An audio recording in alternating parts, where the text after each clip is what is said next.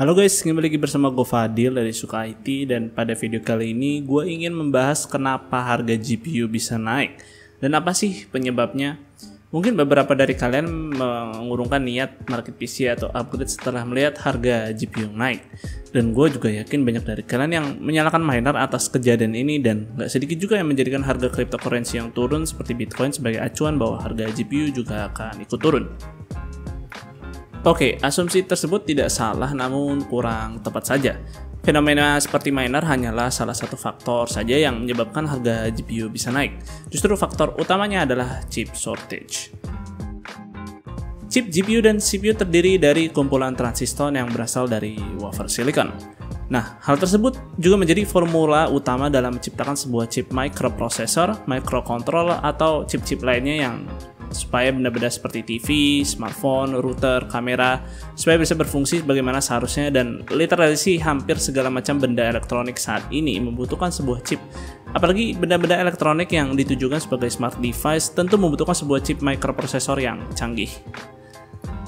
Karena memproduksi chip itu cukup sulit dan membutuhkan cukup banyak resource, sehingga banyak perusahaan teknologi yang memilih untuk tidak menciptakan chipnya secara internal, alias membutuhkan perusahaan lainnya untuk memproduksi sebuah chip. Perusahaan tersebut dikenal sebagai perusahaan semiconductor. TSMC merupakan salah satu perusahaan semiconductor yang paling dikenal dan juga terbesar untuk saat ini. Kemudian juga diikuti oleh Samsung Foundry. Kedua perusahaan ini menciptakan chip yang mayoritas mentenagai device yang kita gunakan saat ini. Jadi bagaimana chip shortage mempengaruhi PC dan apa penyebabnya? Tentu saja karena pandemik yang sedang terjadi. Sejak tahun 2020 ketika pandemik mulai terjadi secara global, demi menerapkan protokol kesehatan, perusahaan semiconductor menutup sebagian operasinya yang mengakibatkan produksi menjadi terganggu.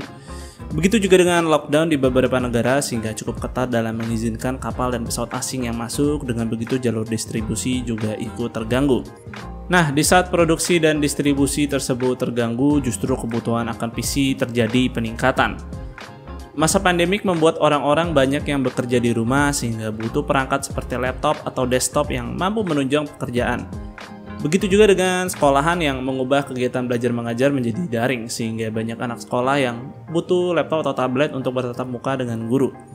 Kalau kita lihat berdasarkan data berikut, bisa dilihat pertumbuhan pasar PC yang meningkat cukup signifikan antara kuartal 1 2020 hingga kuartal 1 2021 yang mencapai 32%. Alasan lainnya, orang membutuhkan sebuah PC tentu karena kegiatan orang semakin banyak di rumah. Salah satu hiburannya ya adalah memainkan video game. Bisa dilihat jumlah pengguna Steam yang aktif bersamaan bisa mencapai 24,8 juta user menjelang akhir tahun 2020. Kegiatan yang semakin produktif di rumah juga membuat aplikasi seperti Zoom, Google Meet, dan lainnya semakin banyak digunakan untuk bertatap muka. Data berikut menunjukkan jumlah pengguna Zoom yang meningkat 20 kali lipat dari tahun 2019 ke tahun 2020. Dan nggak kebanyakan berapa jumlah video data yang perlu ditampung. Dan apa ngaruhnya aplikasi seperti Zoom terhadap chip shortage? Justru dengan bertambahnya user membuat aplikasi seperti Zoom atau Google Meet harus menambah perangkat server atau data center mereka agar bisa menampung lebih banyak user.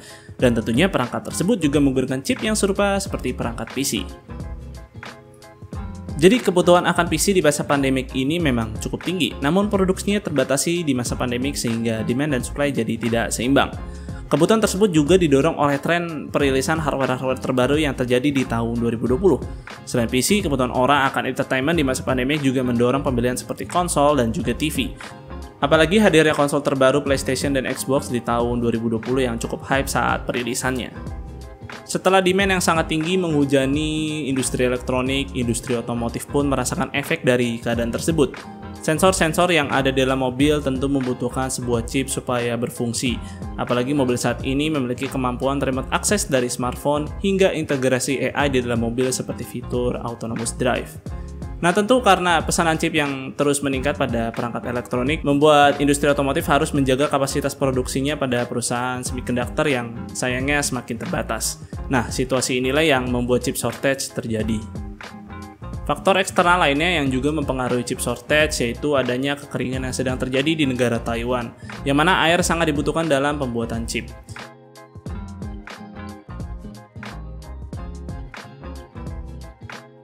Kemudian adanya perseteruan antara Amerika dan China. Keduanya memperebutkan jatah produksi chip pada perusahaan TSMC. Nah, itu dia chip shortage sebagai faktor utama, kemudian fenomena seperti miner dan scalper hanya memperburuk keadaan saja. Kemudian bagaimana dengan GPU khusus mining yang bahkan juga dirilis oleh perusahaan GPU sendiri yaitu Nvidia. Jadi apakah Nvidia sendiri mendukung para miner sehingga berujung menyebabkan kelangkaan GPU-nya sendiri? Nvidia menurut gue masih memprioritaskan gamer sebagai klien mereka. Sebagaimana kita bisa lihat mereka sangat berkomitmen sekali membuat ekosistem gaming menggunakan teknologi mereka.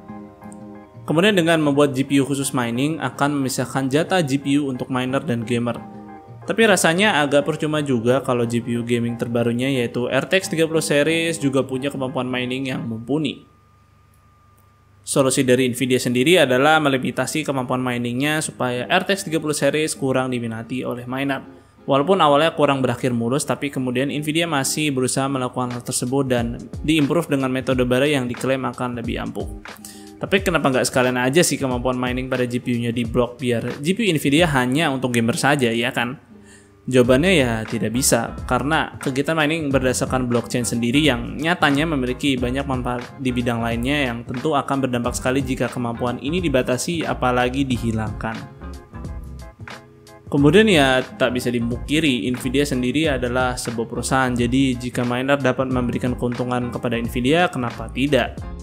Ya memang sih membuat kita setuju dan tidak setuju, tapi menurut gue ini merupakan win-win solution bagaimana supaya Nvidia bisa tetap mendapatkan profit dari pihak miner namun juga tetap mendukung pihak gamer. Dan tentunya juga tidak sepenuhnya merusak ekosistem blockchain sendiri. Lagi pula GPU mining itu tidak salah, ketika PC sedang ngangkur bisa dipakai untuk mendapatkan uang dan jadinya PC memiliki manfaat lain untuk kita sendiri. Sayangnya saja disalahgunakan ketika ada sebuah organisasi yang memborong habis stok GPU demi membuat mining farm-nya sendiri. Kemudian kalau kita lihat AMD, sepertinya mereka acuh tak acuh terhadap fenomena miner versus gamer. Malah mereka nggak pingin sama sekali atau bahkan kepikiran untuk membuat limitasi hash rate seperti yang dilakukan Nvidia. Loh, jadi ini penyebab GPU AMD langka? Ya nggak juga sih, kita tahu sendiri kan AMD secara bersamaan juga memproduksi chip untuk konsol PlayStation dan Xbox terbaru yang mana GPU menggunakan arsitektur RDNA 2 juga. Di konsol aja kesusahan stok, jadi wajar aja sih AMD kesulitan untuk memenuhi permintaan pasar di PC. Kemudian secara kemampuan hash rate, GPU terbaru mereka masih di bawah GPU Nvidia terbaru. Jadi mereka mungkin berpikir tidak perlulah terlalu agresif seperti Nvidia yang melimitasi hash rate. Toh GPU kita juga nggak ngebut dipakai mining.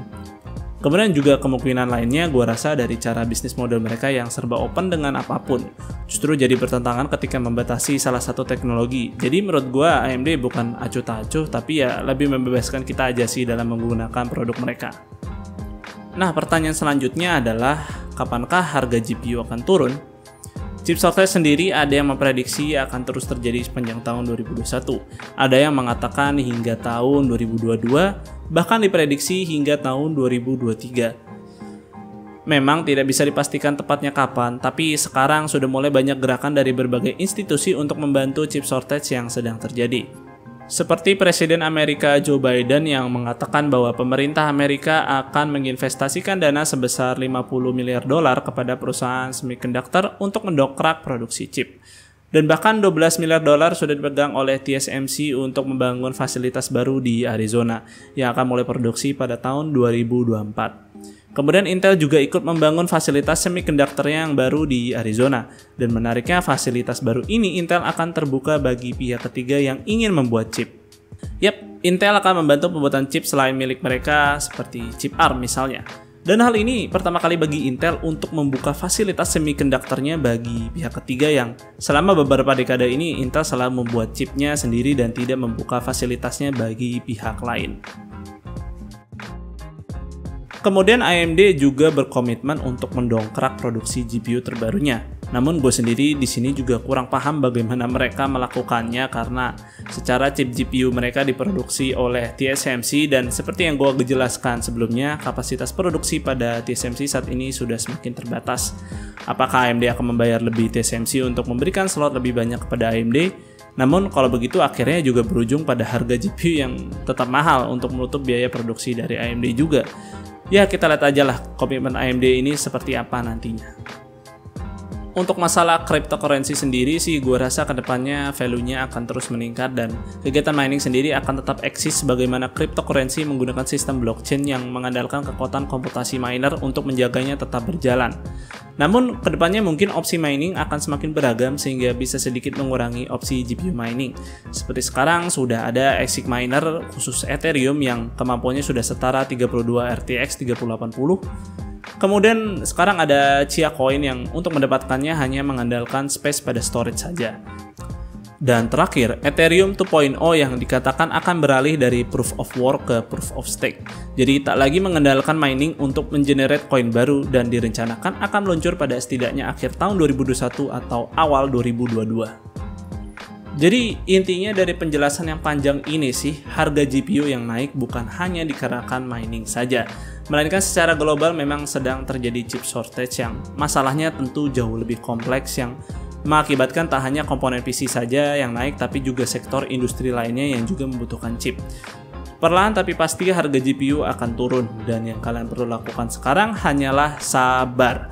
Dan opsi terbaik saat ini jika kalian memang membutuhkan PC, ya silakan beli laptop atau PC pre-built saja karena harganya dirasa masih cukup masuk akal. Oke, segitu aja untuk video pembahasan mengenai chip shortage dan silakan jika kalian tidak setuju atau ada yang kurang dari gua, silakan komen aja di bawah dan semoga video ini bermanfaat buat kalian. Seperti biasa, jika kalian berkenan, like dan share video ini, dan jangan lupa subscribe channel gue jika kalian nggak mau ketinggalan konten dari gue. Gue Fadil dari Suka IT pamit undur diri, see you on the next video.